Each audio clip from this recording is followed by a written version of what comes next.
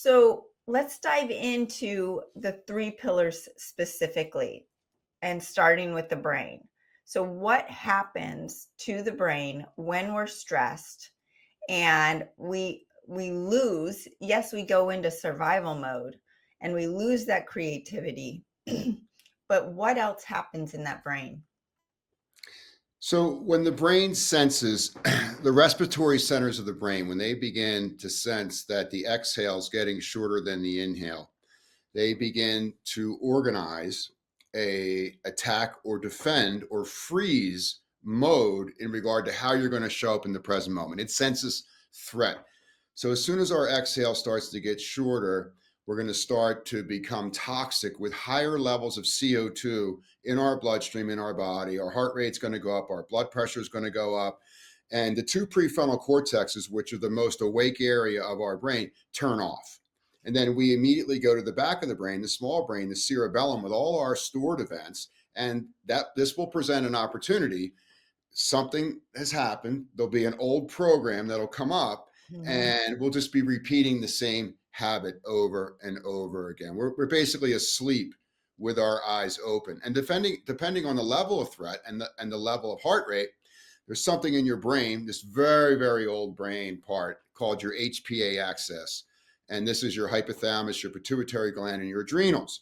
And when this fires up, the amygdala is fired, all learning from the event that you're in will stop. The Mhm. brain, why should we learn something new? We're going to die. You're not going to need to learn any new skills. So at that point, digestion stops. So when digestion stops, all that energy that you're using in your gut to digest, eliminate, and assimilate your food properly then shoots up to the brain to organize some sort of grand strategy to take on this intruder. Now, this intruder is an illusion. There is no real danger of death. There is no bear in the room that's going to hurt you, but the brain doesn't know the difference.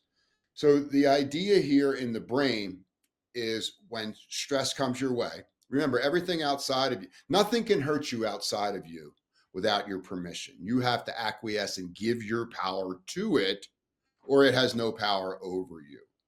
So notice what's going on outside of you. No one can control my mood without my permission, and I never give that away. I want to remain in command of myself from the inside out.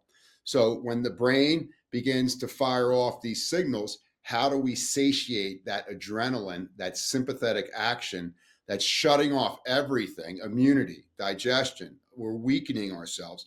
The first thing you do is you push back against it by slowing down your inhale and adding parasympathetic qualities of a slower inhale begins to allow the brain to take this real fast message and slow it down. And as the movie slows down, then your mind can go into that and readjust the players based on a new awareness around an old problem. If you notice, every time you're stressed, it's not anything new. It's something that's already happened that has revealed his or her ugly head again. So outside, don't ever give your power away. Inside, when things start to go fast, it's almost like you're drowning out of water. Okay. Mhm. So you want to stabilize the brain and the respiratory centers of the brain by slowing down your inhale. So, is this why, depending on your traumas in the past, you are going to react in a certain way different than someone else Mhm. due to their different post traumatic issues, Mhm. right? So, we're all just replaying what we've experienced Right. before, but it could be different. However, the physiological response is the same within each body.